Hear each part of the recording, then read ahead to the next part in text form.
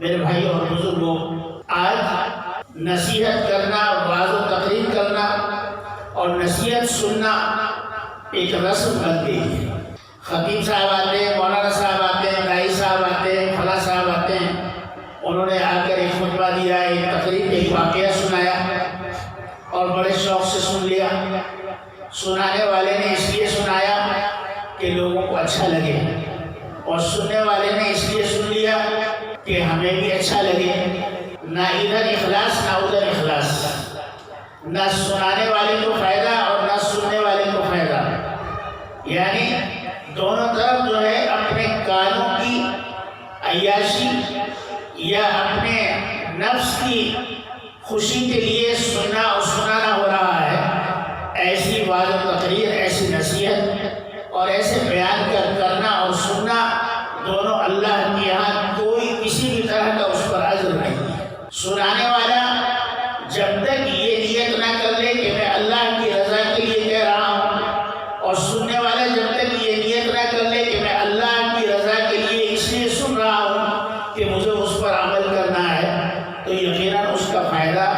اس کو ہوگا۔ آج کل سننے سنانے کا تو دور ہے، بلکہ یہ کہیے کہ ایک فیشن بن گیا ہے کہ صاحب فلاں جگہ جلسہ ہو رہا ہے،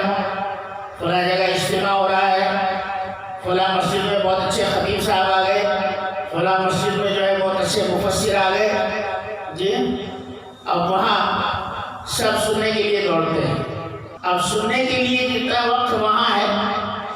آپ کہیں بھی جا کر دیکھیے، باہر اسٹالیں دکانیں لگی رہتی ہیں، کچھ لوگ چائے میں رہتے ہیں، کچھ لوگ جو ہے اپنی باتوں میں رہتے ہیں۔ سننے والوں میں جو ہے 100 میں 50 آدمی مشکل سے ملتے ہیں جو آرام کے ساتھ بیٹھ کر سنتے ہیں شروع سے آخر تک۔ ایسے بہت کم لوگ ہوتے ہیں۔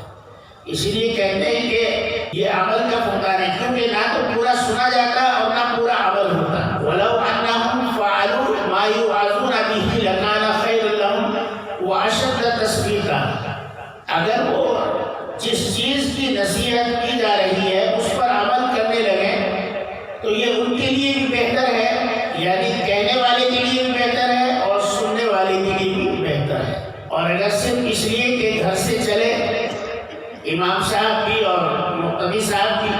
کہ چلو آج جمعہ ہے، پانی نہا لیتے ہیں، کپڑے پاک صاف ہو گئے، جمعہ کے دن نماز پڑھ لیتے ہیں، آئے اور آ کر جو ہے